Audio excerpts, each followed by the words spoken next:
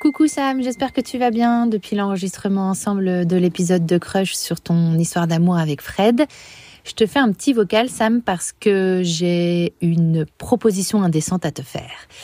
Je sais que t'es en polyamour et figure-toi que j'ai une opportunité pour faire un enregistrement en public au Paris Podcast Festival d'un épisode de Crush sur la thématique de l'engagement en amour, genre ça veut dire quoi s'engager, tout ça. Je pense qu'on a tous les deux des vécus très différents là-dessus. Je sais que tu as aussi ton podcast Histoire de cœur. Bref, est-ce que ça te dirait qu'on fasse un épisode crossover là-dessus ? Tu me dis, c'est dans un mois. Donc, si jamais t'es chaud, on peut commencer à y réfléchir ensemble dès maintenant. Et je t'embrasse. Bisous, bisous. Coucou MC, écoute, t'es grave mimes de proposer ça me fait vraiment hyper plaisir et je pense qu'on peut vraiment faire un truc canon. Pour le côté engagement, en plus j'ai grave des trucs à raconter. Avant le polia, j'ai fait 5 ans de couple hétéro avec un mec, on vivait ensemble, on a pris un chat, tout ça. Et bref, après on est passé en polia et en vrai il y a grave des trucs à dire sur les différentes genrées, puis même moi personnellement comment j'ai bougé. Tu vois, aujourd'hui j'ai plus du tout le même rapport à tout ça, mes amis, mes amours, tout est beaucoup plus fluide. Bref, on en parlera. Idée comme ça pourrait être cool aussi de demander des témoignages un peu à nos communes respectives. Je sais pas ce que t'en penses. Et je me demande, je sais pas si tu serais à l'aise de parler de toi, parce qu'il me semble que ça fait longtemps que t'as un mec et tout, mais je sais pas si ça te parle. Bref, voilà, tu me dis. Des bisous. Mais trop bien, je suis trop contente qu'on refasse un truc ensemble. Ton histoire, elle est dingue, tout me semble hyper intéressant. Moi, pour te situer un peu, ça fait 12 ans que je suis avec mon chéri, on a des enfants, on est pacsés, on n'a pas envie de se marier, enfin je crois. Et avant ça, je suis restée 8 ans avec un autre mec et pour le coup, il y avait plein de choses compliquées, notamment sur le côté engagement. Bref, je te raconterai les détails plus tard. Est-ce que tu veux qu'on se cale un truc bientôt pour en discuter ? Coucou, bienvenue chez moi. Je te fais un café ? Ah, carrément, avec plaisir. Voilà. Bon alors du coup, comment ça va ? Je viens de sortir le 90e épisode de Crush. Laisse tomber, je suis trop fière. C'est trop cool. Ça fait combien de temps déjà que tu l'as lancé ? Ça va faire 2 ans en décembre. Tu te rends compte, moi au départ, j'avais juste envie de lancer un podcast qui parle d'amour et de rencontres. Aujourd'hui, je suis mise en avant par Apple Podcast, j'ai des sponsors. C'est juste incroyable, je suis hyper contente. C'est ouf, tu peux être tellement fière de toi. Toi aussi alors, t'as lancé ton podcast. J'ai enfin lancé Histoire de cœur. J'ai déjà quelques épisodes et franchement, je suis hyper contente des retours. Ça parle d'amour au sens large, amour romantique, amitié, famille, tout ça et... Voilà. Mais bref, le vrai sujet. Comment tu te sens pour demain ? C'est méga le stress d'enregistrer devant 300 personnes. 300 personnes ? Mais j'ai jamais fait ça, moi. Et moi non plus, j'ai jamais fait ça. Non, mais j'en suis sûre, ça va être canon, c'est sûr. T'es prête, Sam ? Allez, on y va ? On y va.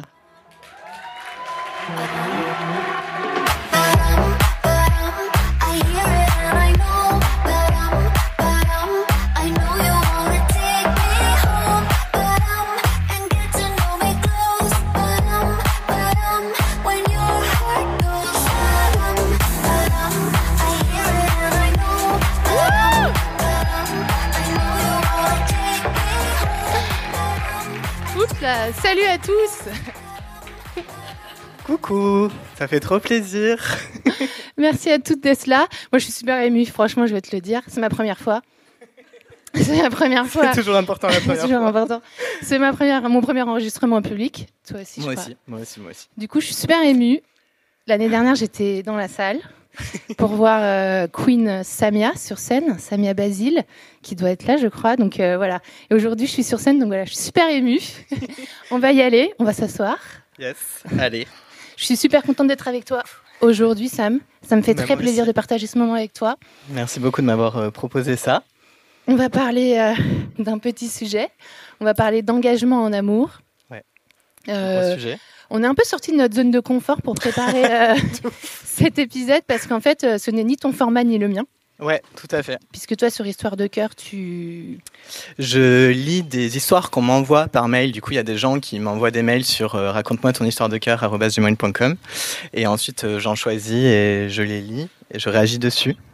Ouais. Alors que moi dans Crush, en fait, je fais des interviews de gens comme vous et moi qui me racontent une histoire de rencontre, une rencontre amoureuse qui les a particulièrement marqués dans leur vie. Et donc là, on est dans un format discussion. On a pas mal taffé. On a pas mal préparé. On a pas une heure. Comme ça. On a 1 heure pour répondre à la question, ça veut dire quoi s'engager en amour ? On a décidé de structurer notre discussion autour de 3 thématiques. Ouais, en discutant, on s'est rendu compte qu'il y avait plusieurs trucs qui nous semblaient intéressants, à la fois en général sur la question de l'engagement en amour, mais aussi en fonction de nos expériences respectives. Je te laisse peut-être introduire les thèmes. Ouais, donc on va parler de normes, de genre. Et de polyamour. Et de polyamour. Et je te propose qu'on entre tout de suite dans le vif du sujet en se demandant quelles normes nous impose la société lorsqu'il s'agit d'engagement amoureux. Je pense qu'on peut commencer. Alors, j'aimerais bien que ce soit vraiment une discussion entre nous deux, mais pas que, aussi avec le public. Du coup, j'ai envie de vous poser la question, quand on parle d'engagement amoureux, c'est quoi les mots qui vous viennent à l'esprit ? Et franchement... crier, hein. Il n'y a pas de bonnes et de mauvaises réponses. Il n'y a pas de bonnes et de mauvaises réponses. Fidélité. Très bien. Exclusivité. Sincérité. Couple. Sacrifice. Oh wow, ça c'est un mec qui a dit ça. Pardon. Désolé. On va être en plein dedans, c'est bon. Ok. Confiance. Ouais, c'est trop cool. Compliqué. Chaleur. Et tu sais quoi, je sais qui c'est qui a dit ça. Je m'attendais pas à ça. C'est mon mec. C'est cute en vrai. C'est cute. En vrai, il y a des trucs auxquels je m'attendais et d'autres trucs auxquels je m'attendais moins, comme chaleur par exemple. Parce que en vrai, en général, quand on parle d'engagement en amour, on a un peu ce schéma-là.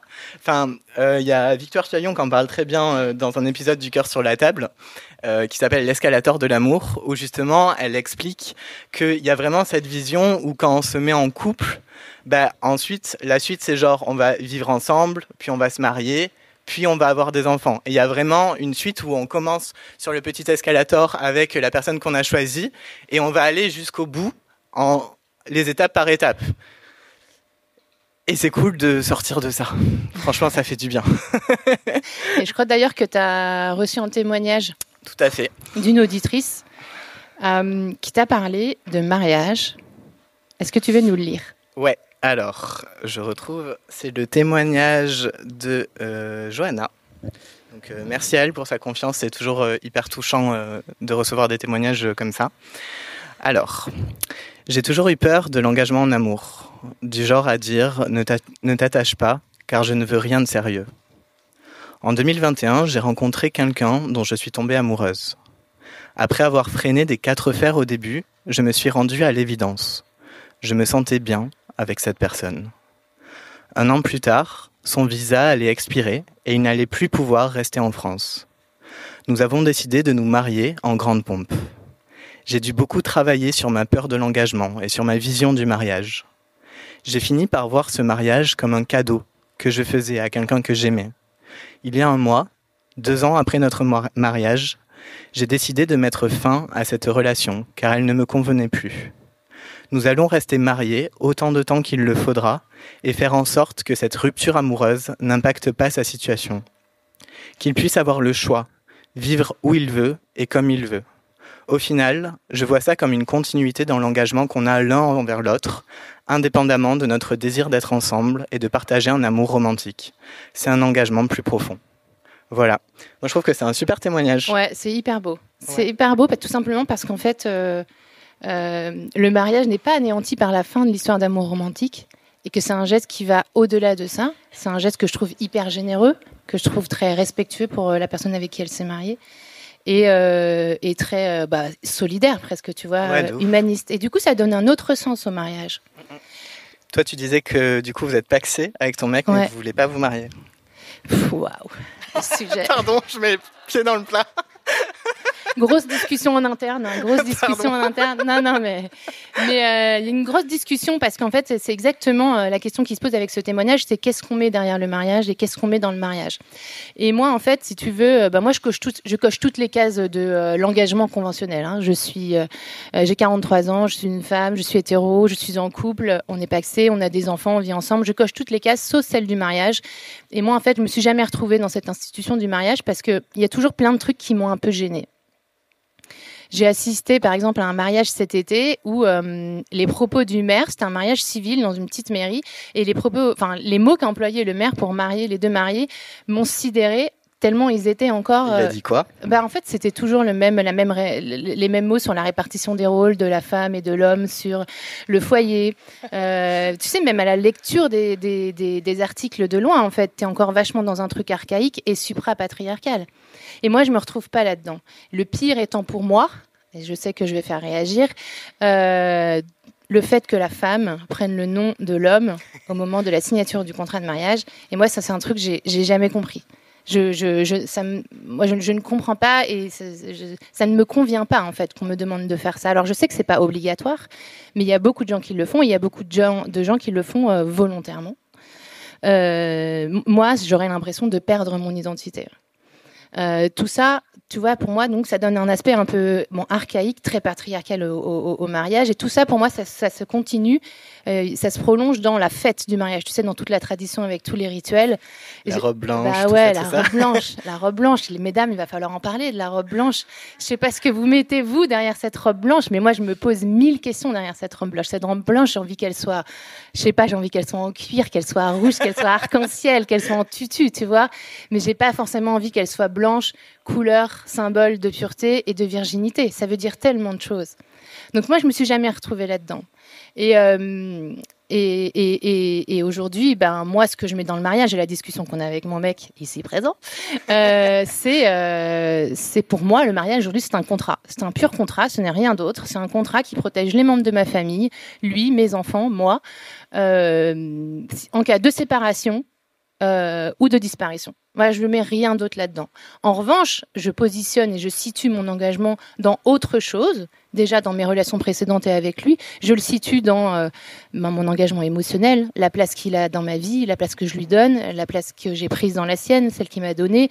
Et puis, effectivement, tout l'engagement matériel qu'on a eu ensemble, notamment d'avoir des enfants, ce qui me semble un engagement un petit peu sur le long terme. Pas divorcer d'enfants.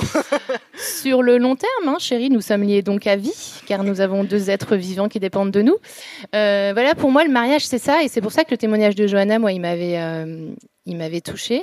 Toi, Sam, quelle vision tu avais du mariage quand tu étais plus jeune, et est-ce que tu as évolué sur le sujet ?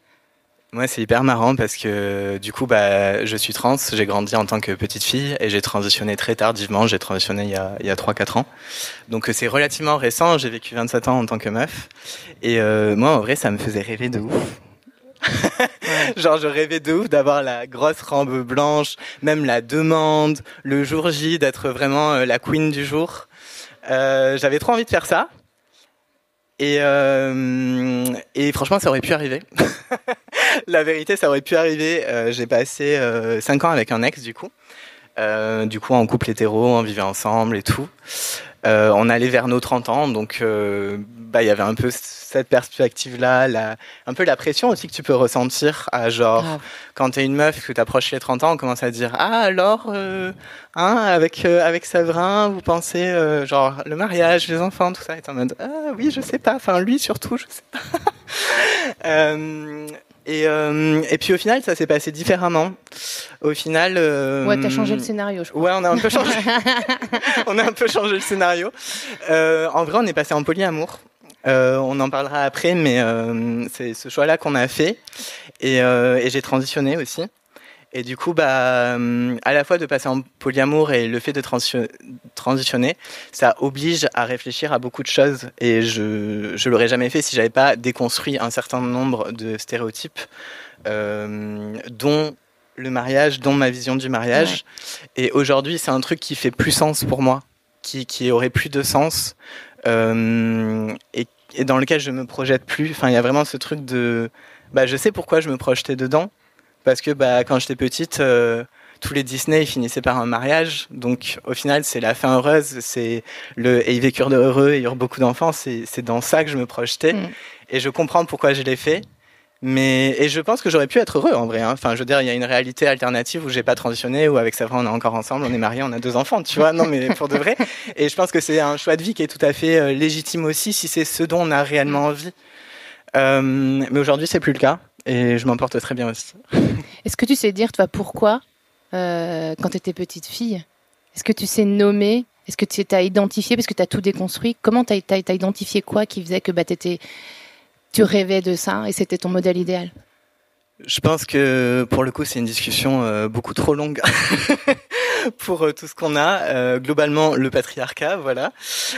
Non, mais il y a un milliard de trucs en fait. Il y a un milliard de trucs et du coup, je pense qu'on peut d'ailleurs passer à notre partie 2 sur le côté genré.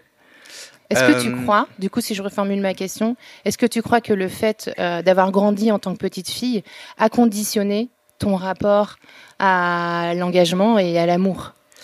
J'ai envie de retourner la question au public.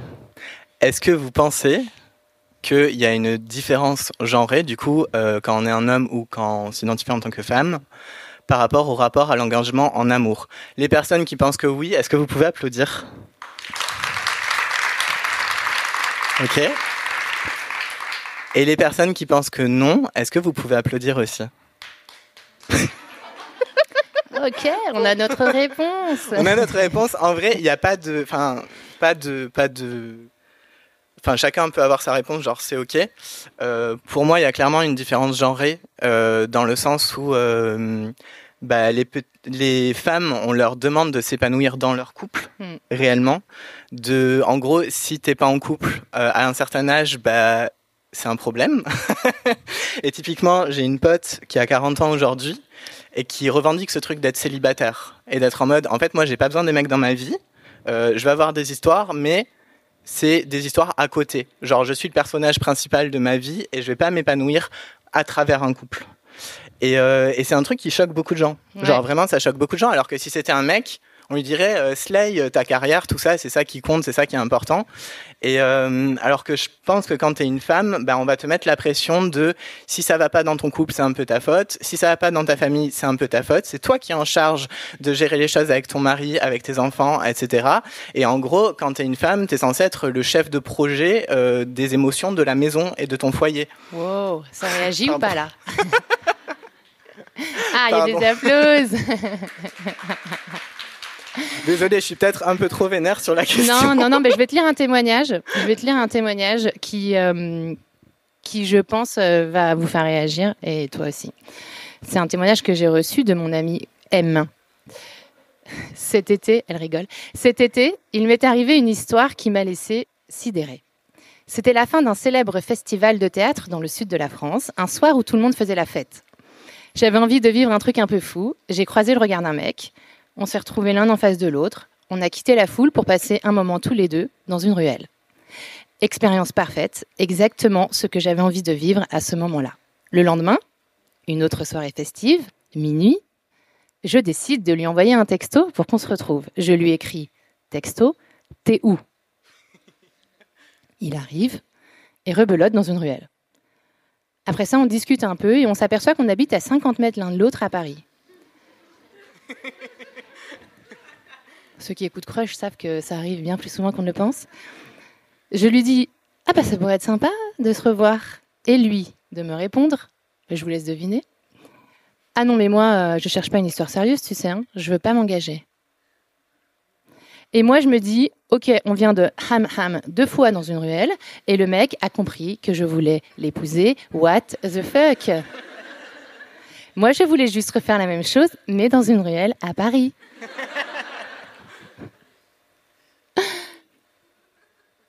Qu'est-ce que t'en penses? Je suis ni surpris ni choqué malheureusement. Franchement, j'ai l'impression qu'on en entend, d'en avoir entendu des dizaines des histoires comme ça, de genre truc qui commence et coup de panique du mec de manière random, dans le cadre d'un couple hétéro évidemment, mais coup de panique du mec dès qu'il a l'impression pour X ou Y raison que d'un coup ça devrait devenir sérieux ou engagé et que forcément aussi une meuf va chercher un truc sérieux parce qu'il y a aussi ça derrière. Bah ouais.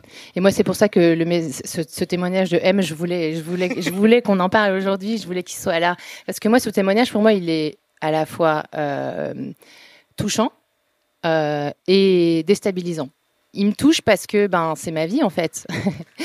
c'est ma vie amoureuse en fait, des mecs qui veulent pas s'engager, sauf Chéri avec qui je suis depuis 2 ans. qui s'est quand même bien engagé. Mais sinon, c'est ma vie, en fait, de chercher, d'avoir été toujours dans cette posture de la meuf qui voulait s'engager et du mec qui voulait pas.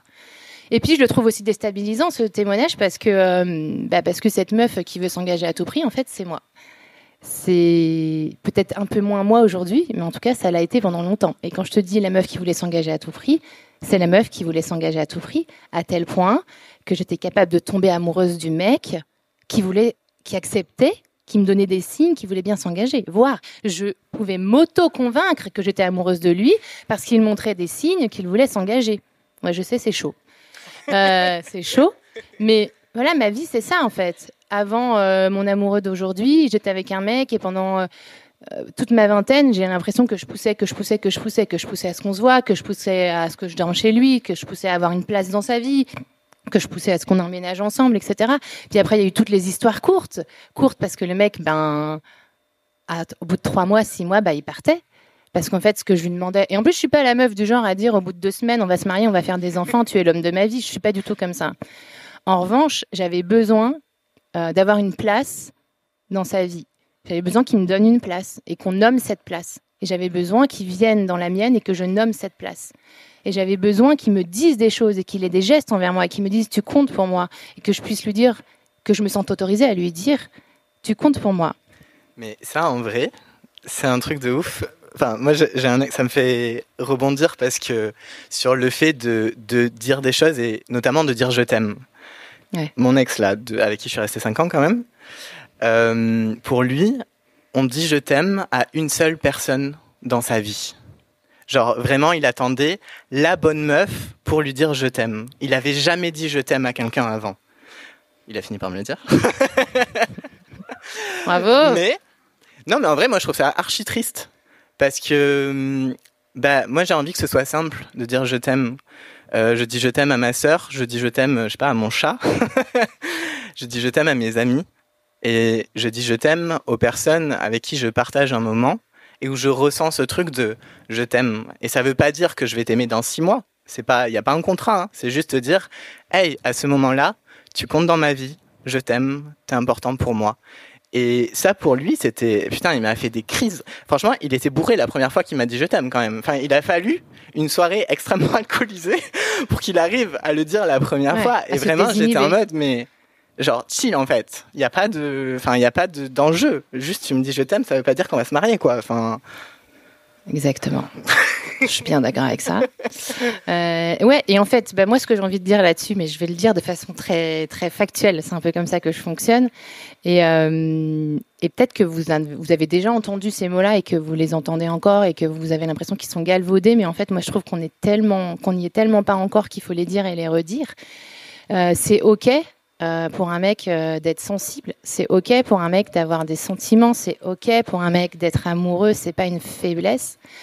Et c'est OK pour un mec de trouver de l'épanouissement dans sa vie amoureuse, dans son couple ou dans son polyamour ou dans une relation, en fait. Et c'est OK. De ouf. Et c'est même plus que OK dans le sens où je repense aussi à ce mec. Et il y a un truc que j'avais remarqué, c'est que notre relation était extrêmement précieuse pour lui parce qu'il était jamais vulnérable avec ses potes. Genre, en fait, il se retrouvait, il jouait genre à des jeux vidéo, des trucs comme ça, il mangeait des chips, il rigolait, machin, il sortait en boîte. Mais il parlait jamais des trucs genre... triste. Non, mais on sait jamais. On a toujours eu ces discussions entre meufs, en fait, à se dire, mais de quoi parlent les hommes, en fait, entre vous? Si vous parlez pas de vos histoires de cœur, en fait, vous devez grave vous faire chier. Parce que nous, entre meufs, on parle que de ça. Et on décortique, tu vois. Ouais. Et vraiment, il y a ce truc aussi. Du coup, ça a un impact, je pense, en termes d'intelligence émotionnelle.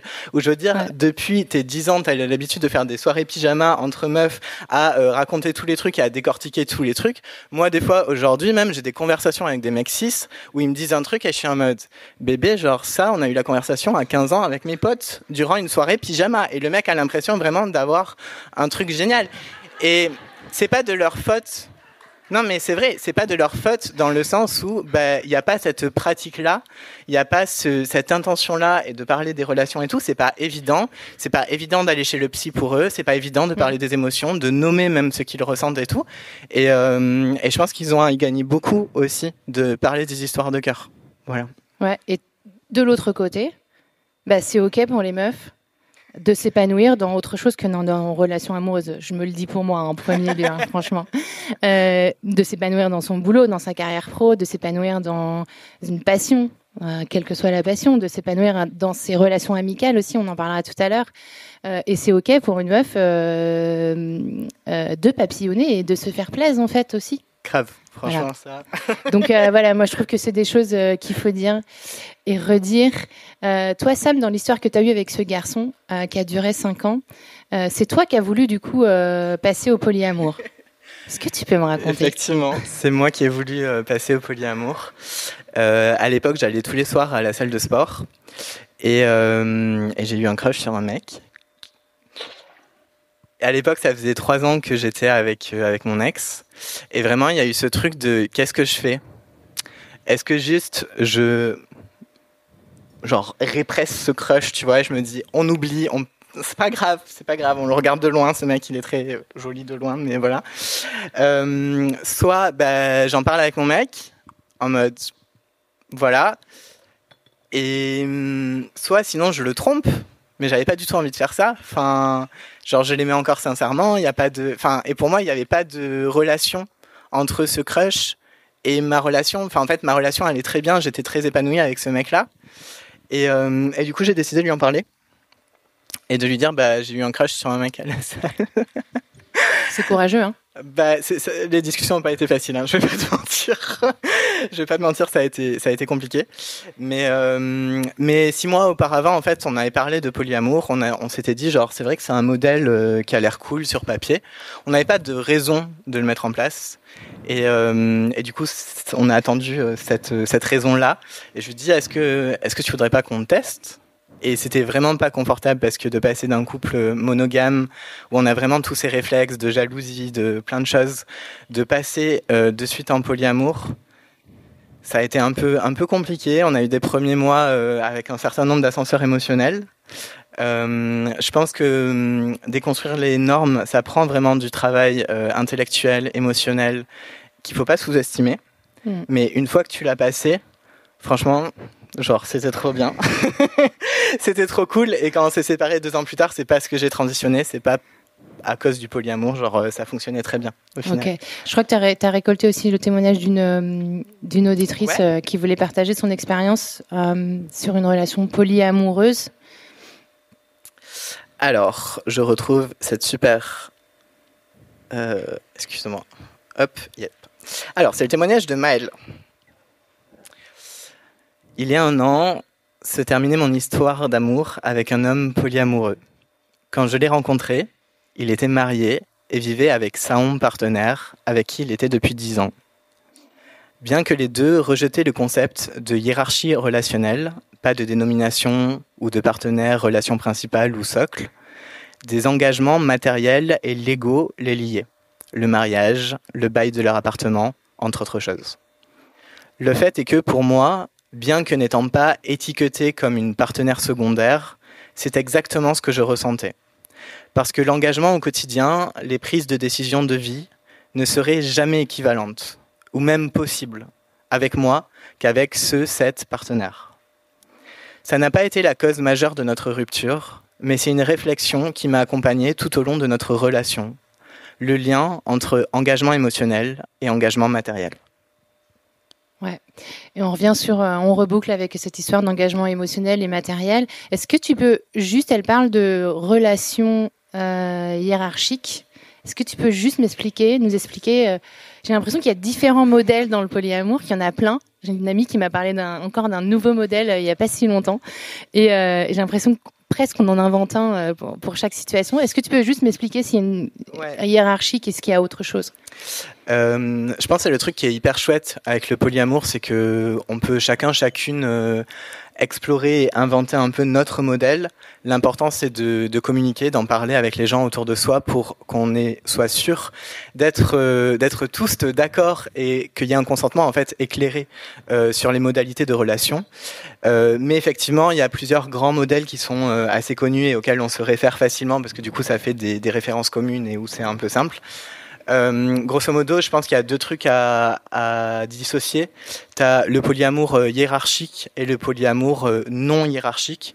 Donc en gros, hiérarchique, ça va être que tu fais une sorte de classement entre guillemets. Bon, genre, c'est pas joli comme c'est pas très sympathique. Un podium, c'est un podium. Mais grosso modo, tu vas avoir une relation un peu genre de couple classique. Et ensuite d'autres relations secondaires, donc tu vas avoir une relation principale, le socle, ancre, voilà, il y a plein de mots en fonction des gens et des préférences. Et ensuite tu vas avoir d'autres relations mais qui vont être considérées un peu comme secondaires, et en fonction des personnes tu vas mettre un certain nombre de règles avec ton partenaire principal. Donc ça peut être par exemple on prend nos décisions de vie ensemble mais pas avec les partenaires secondaires. Ça peut être je veux avoir la possibilité de mettre un veto sur tes partenaires secondaire. Si cette personne, je m'entends pas avec, si elle me plaît pas, si elle me met en insécurité pour une raison X ou Y, j'ai le droit de mettre un veto sur cette personne-là. Bref, il y a un milliard de trucs qui sont possibles. Vous écrivez un contrat ? C'est en vrai, alors c'est pas sexy comme ça. Non, mais je trouve ça hyper impressionnant. Franchement, ça fait anti-romantique au possible. Mais effectivement, il y a un peu ce truc de comme t'as pas de normes, mais en vrai, je veux dire, même dans les relations normées, entre guillemets, il y a un contrat, c'est juste qu'il est tacite. C'est juste qu'on suppose que tout le monde a le même. Mais si je vous pose la question, c'est quoi tromper ? Je pense que tout le monde a une définition différente. Et l'avantage avec le polyamour, c'est qu'on est obligé de verbaliser et d'expliciter c'est quoi les modalités du contrat. Donc, tromper, ça va être, par exemple, je suis OK que t'embrasses des personnes, mais par exemple, je suis pas OK que tu couches avec. Ou alors, je suis OK que tu partages de la sexualité avec d'autres personnes, mais pas plus d'une fois, par exemple. Ou alors, je veux pas que tu aies un engagement émotionnel avec d'autres personnes, mais tu peux les revoir plusieurs fois et sexer avec elles.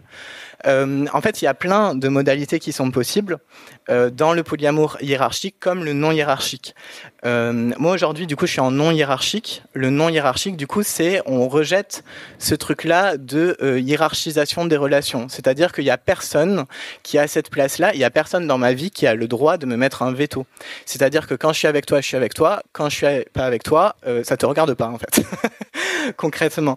Et au-delà de ça, enfin, moi, c'est encore un peu plus spécifique parce que je suis en anarchie relationnelle, donc bon, ça, tous les termes, tout ça. J'adore le terme anarchique. Mais grosso modo, en anarchie relationnelle, je considère qu'il y a vraiment pas de hiérarchisation entre mes relations, c'est-à-dire que potentiellement, mes amis ont la même place que des personnes avec qui je partage un engagement romantico-sexuel. Voilà. Et du coup, il n'y a pas de... Voilà, je fonctionne plutôt par cercle, on va dire, par cercle de priorité. Donc, j'ai ce que j'appelle mon cercle 1. Donc, les personnes vraiment où je vais me lever à 3h du mat, si elles vont pas bien, elles peuvent m'appeler n'importe quand et je ferai n'importe quoi. Concrètement pour ces personnes, voilà, s'il y a une urgence, enfin je suis là, un peu no matter what. Et ces personnes-là, forcément, il y en a pas beaucoup parce qu'on peut pas avoir cet engagement-là envers 10 personnes. Genre matériellement, c'est impossible. Et du coup, je vais avoir 3-4 personnes, dont par exemple ma sœur, mais que je mets au même niveau où je peux avoir des amis. J'ai une amie, par exemple, une très très bonne amie qui galérait à trouver un appartement. Je dis écoute, on peut se présenter en tant que couple hétéro. C'est une amie qui a un nom à consonance étrangère et qui est racisée, et je dis bon voilà, si t'es en couple avec un mec blanc, peut-être ça passera mieux. Et du coup j'ai signé son bail. Donc techniquement j'ai un appartement avec ma pote.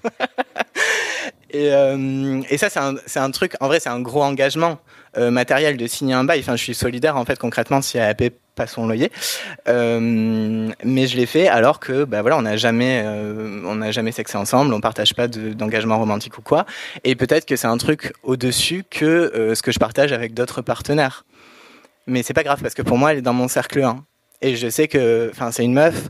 Bon, j'ai eu des problèmes de santé il y a quelques mois et il y avait une chance que ce soit un truc extrêmement grave. Et en fait, elle est venue me voir et quand je lui ai dit « en fait, c'est pas ça », elle m'a fait « Mais Sam, j'étais prête à te proposer d'emménager avec toi et de m'occuper de toi. » Putain, ça m'émeut. Ok, désolé, je suis grave ému. Mais elle était en mode « En fait, je suis prête à m'occuper de toi. » Enfin, sur ta fin de vie, tu vois. Et vraiment à être en mode, si t'es en mode tu peux plus marcher, tu baves et tout machin, je serai là en fait. Je serai là et je suis prête à mettre entre parenthèses ma vie pendant 2-3 ans pour toi. Et ça, pour moi, c'est hyper précieux.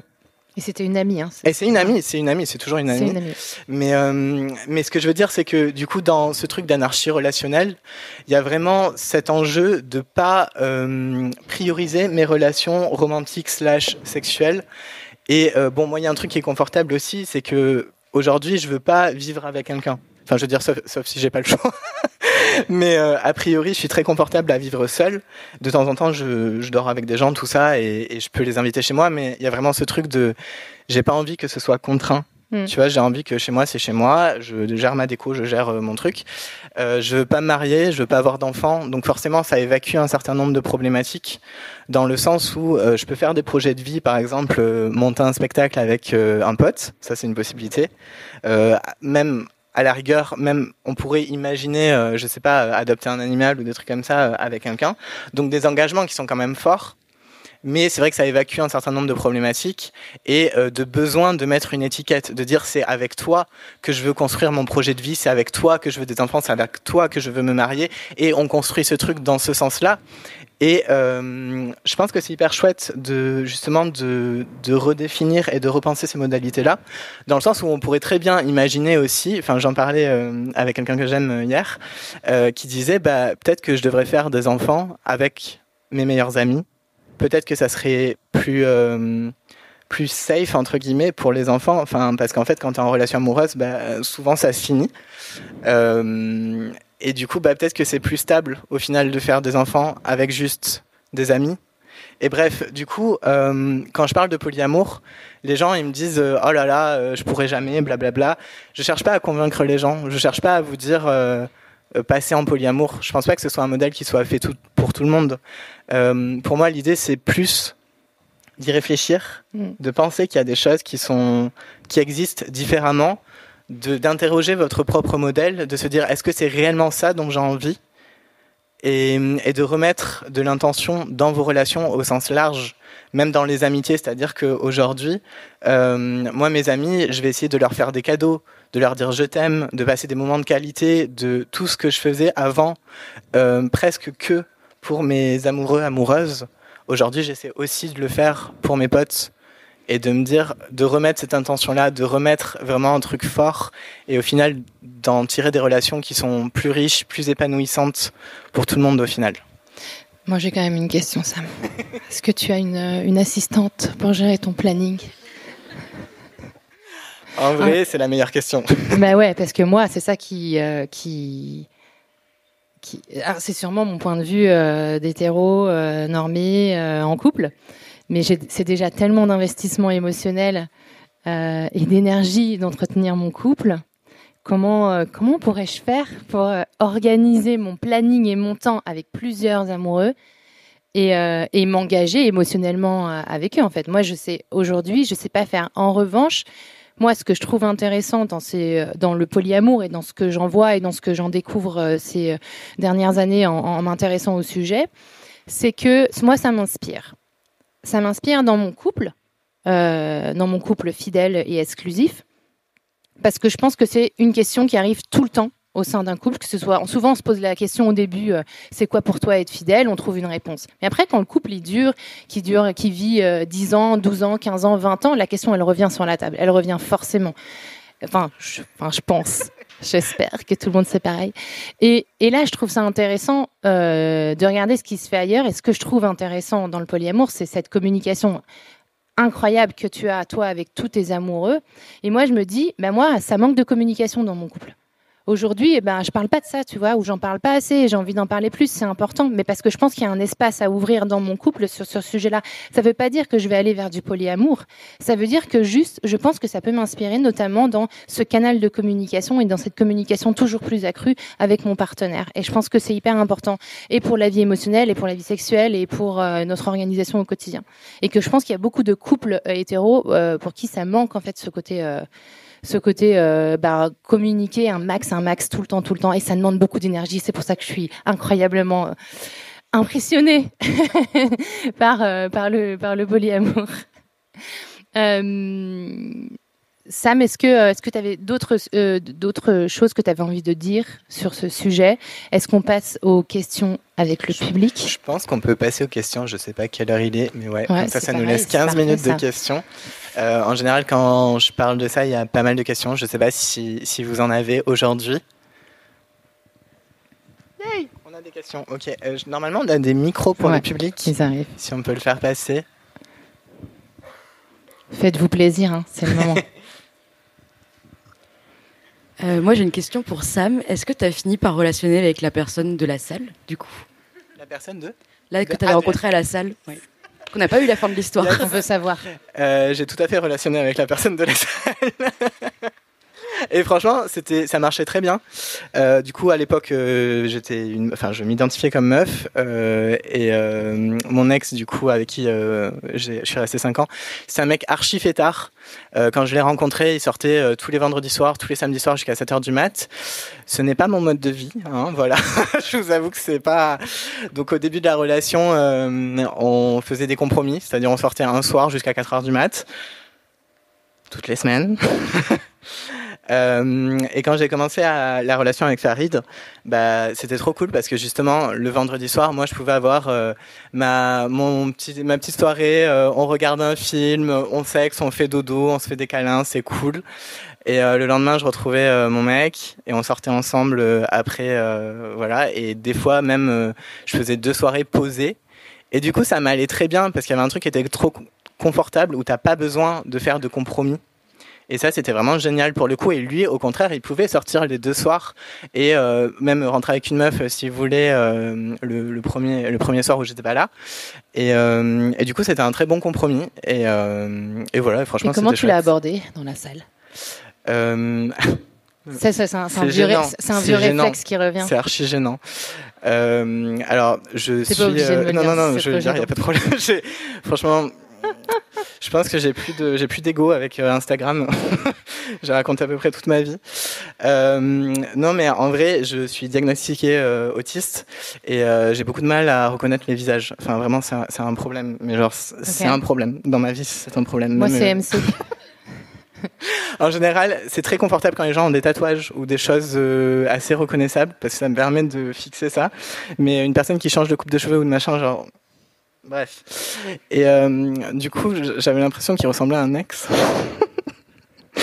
Et je suis allée faire « Coucou, est-ce que tu t'appelles Jérémy ?» Il m'a dit « Ah non, moi c'est Farid. Par contre, enchanté. » Et voilà, ça a commencé comme ça. Donc tu y es allé en fait, t'as osé. Ouais, j'ai osé. Okay. J'ai osé. Dans la vie, j'aime bien y aller. Je préfère avoir des remords que des regrets. Et me dire, au moins, je tente, puis on verra. Est-ce qu'il y a d'autres questions ? Oui, bonjour. Bonjour. Donc merci beaucoup pour tous ces partages et merci Sam. Moi, j'ai une question, remarque un peu large. Donc j'ai été en relation hétéro depuis quasiment mes 14 ans avec 3 hommes différents. Et les 2 premiers, 6 ans et 8 ans, à peu près la moitié de polyamour. Polyamour, relation libre, plus que polyamour peut-être, mais...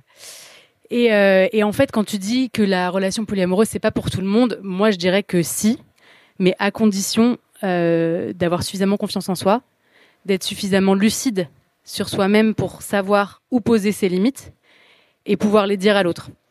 Et ma dernière relation de 8 ans, je pense qu'elle s'est aussi... On s'est un peu cassé les dents là-dessus, sur le polyamour. Pour plein de raisons. C'était devenu une espèce de fuite pour nous deux, au lieu d'être un lieu d'émancipation comme ça avait été parfois. Et moi, ce que je retiens quand même, c'est que... il y a eu un moment où lui, en fait, ça lui allait plus. Et par fierté, il me le disait pas. C'était vraiment genre, non, mais c'est bon, mais si toi ça te va, vas-y, on continue. Alors que clairement, ça le rongeait, en fait. Et même quand je disais non, mais enfin, c'était franchement, c'était hyper difficile. Et après, bien sûr, là, je caricature un peu. Mais je trouve que l'enjeu de la santé mentale et de comment est-ce que tu te perçois vis-à-vis des autres. Toi, quand tu dis, OK, moi, je suis en anarchie relationnelle, donc en fait, quand tu sors de chez moi, j'exagère, j'imagine que tu ghostes pas les gens ou quoi, mais t'as eu cette phrase, je sais plus laquelle, mais pour dire, ça te regarde pas.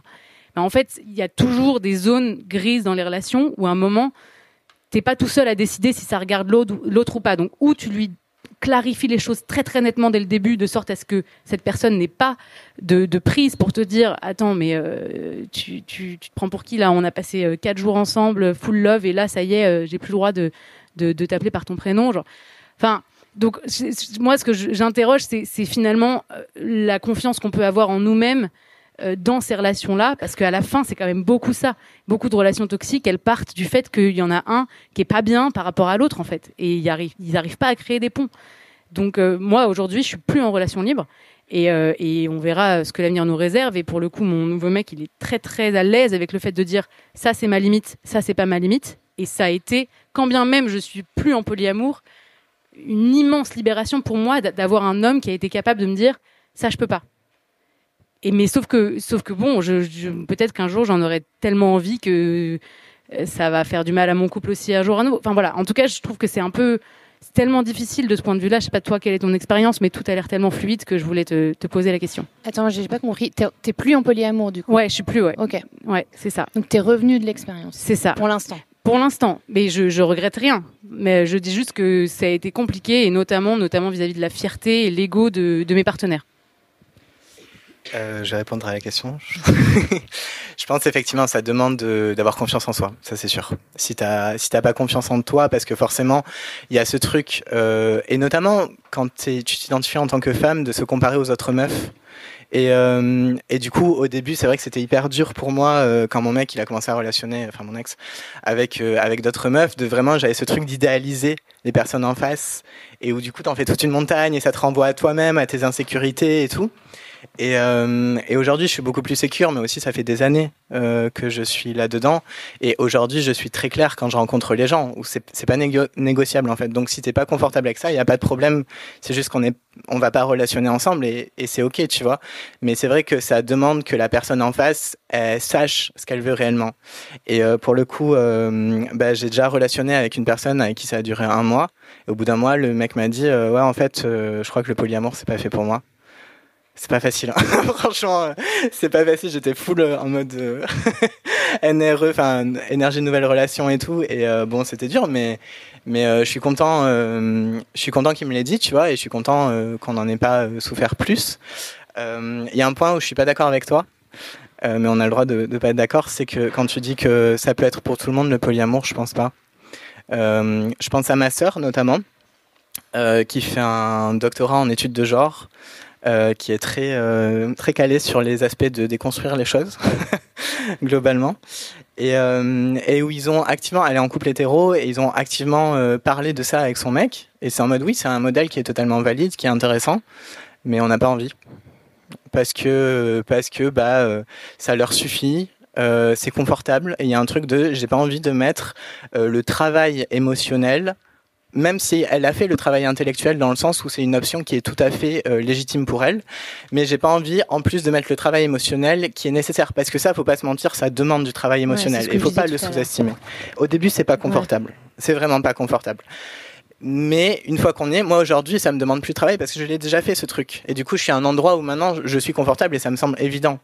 Mais je comprends totalement qu'on n'ait pas envie de faire ce travail-là. C'est totalement légitime, et de dire, en fait, moi, je préfère être en couple monogame. C'est totalement légitime, et il n'y a pas de problème à ça. Je pense qu'on peut s'épanouir dans un couple exclusif.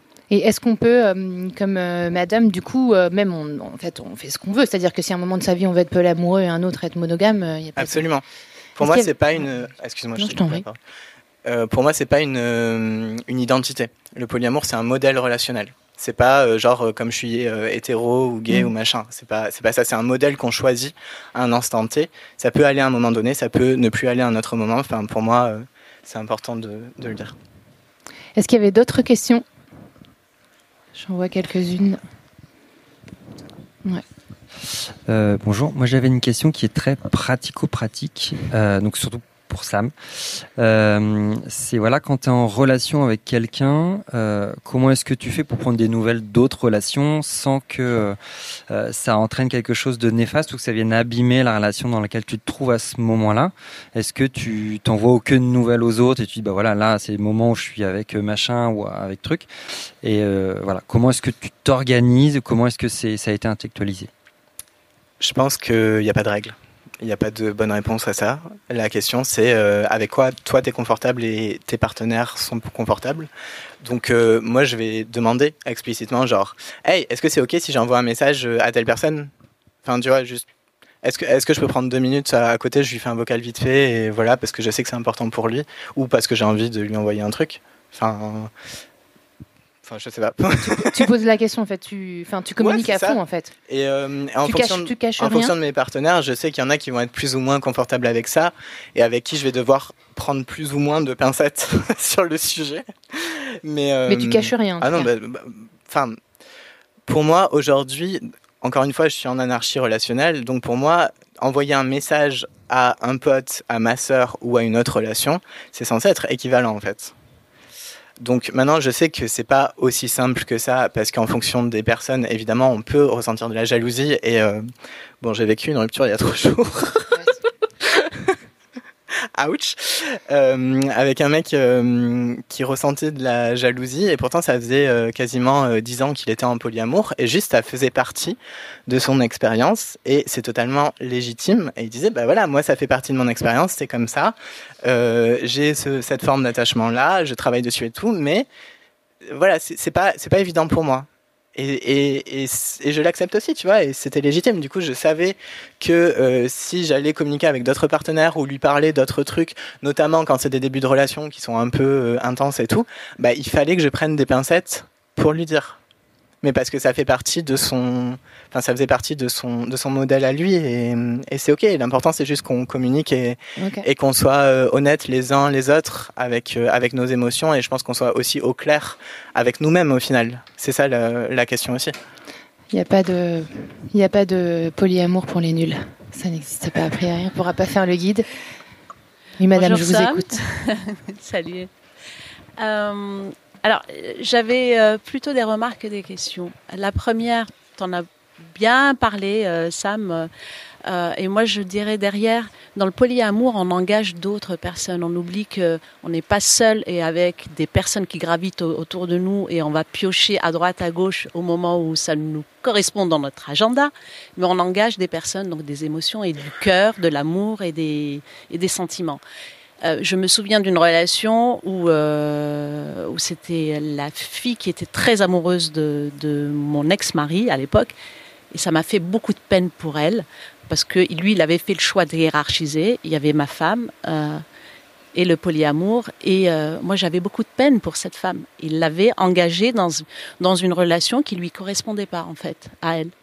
L'autre chose, ça c'est plus macro, je vois qu'il y a pas mal de générations différentes ici, et que ça ne change pas. Je pensais que ça allait évoluer. Qu'est-ce qui ne change pas ?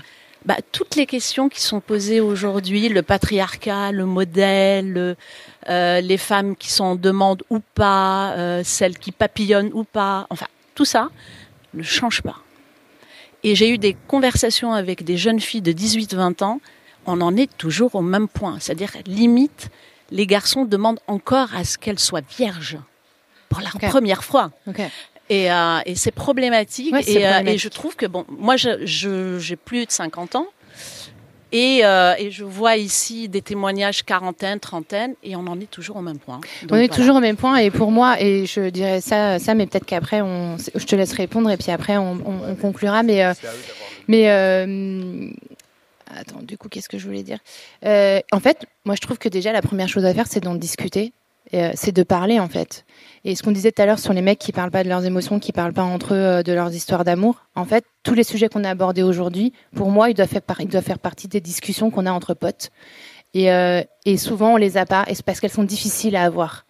Elles sont très difficiles à avoir. Et samedi dernier, j'ai eu une discussion avec un pote qui n'a pas fonctionné, tu vois, en soirée, parce qu'en fait, c'est difficile d'avoir ces conversations. Et moi, je pense qu'il y a un vrai effort à faire chacun. Et Sam, je te laisse conclure, et après, on conclura la session. Moi, je vais faire je rebondis par rapport à l'aspect plus macro, comme tu dis. Je pense que les choses bougent, heureusement, au niveau du féminisme notamment, mais qu'on est aussi en train de vivre une forme de backlash. Après chaque vague, bon là ça devient un peu politique, mais après chaque vague de féminisme, il y a un backlash, donc un léger retour en arrière. Je pense qu'on est en plein dedans, avec la montée de l'extrême droite notamment. Je suis désolé d'en parler, mais c'est ça aussi derrière. Et du coup, je pense qu'effectivement, il y a une partie des personnes qui reviennent encore plus et qui se raccrochent encore plus à ces valeurs réactionnaires. Mais ce qu'on gagne aujourd'hui, c'est que déjà le débat, on existe en fait dans le débat, c'est-à-dire qu'aujourd'hui les gens connaissent la notion de polyamour, et je pense que c'était pas vraiment le cas il y a 10 ans, comme ils connaissent la notion de transidentité. Après, ils ont des opinions parfois extrêmement violentes sur le sujet. On se retrouve dans les mêmes débats que ceux qu'on a vécu sur l'homosexualité dans les années 90, c'est exactement la même chose. Vous allez faire du mal aux enfants, c'est contre nature, etc., etc. On vit exactement la même chose, mais le curseur s'est quand même déplacé dans le sens où aujourd'hui on parle des personnes trans et plus des personnes homosexuelles. Donc pour moi, la société globalement elle progresse. On vit quand même un backlash, ça m'inquiète beaucoup en tant que personne trans et notamment en tant que personne visible, parce que je sais que je suis dans la merde potentiellement dans quelques années, mais bon, c'est mon problème. Mais bref, en tout cas, je veux qu'on garde espoir parce qu'on continue à avancer dans le bon sens, même si parfois on fait quelques pas en arrière. Il faut continuer à en parler, il faut continuer à avoir ces discussions-là, pas lâcher justement avec ses potes, en parler avec nos amis, nos proches, nos collègues, tous les gens qui sont autour, faire exister le débat, ne pas lâcher quand on a justement des trucs en face qui sont extrêmement violents, du type demander aux meufs d'être vierges, que ce soit au mariage ou la première fois ou machin.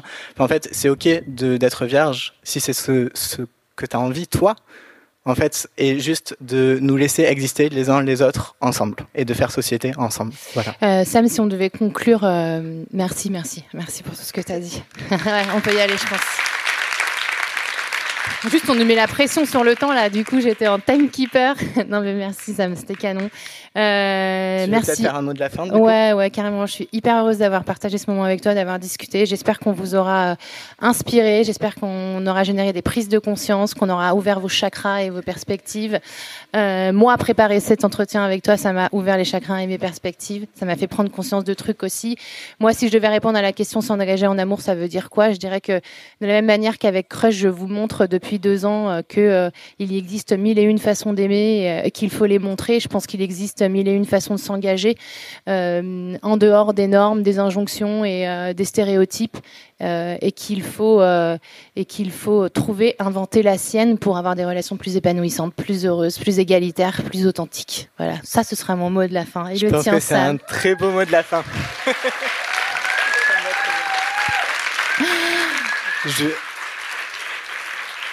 En dernier mot de la fin, du coup, je vais vous inviter évidemment à s'abonner à nos podcasts, à laisser 5 étoiles, parce que c'est un truc super important, et à nous retrouver sur les réseaux sociaux.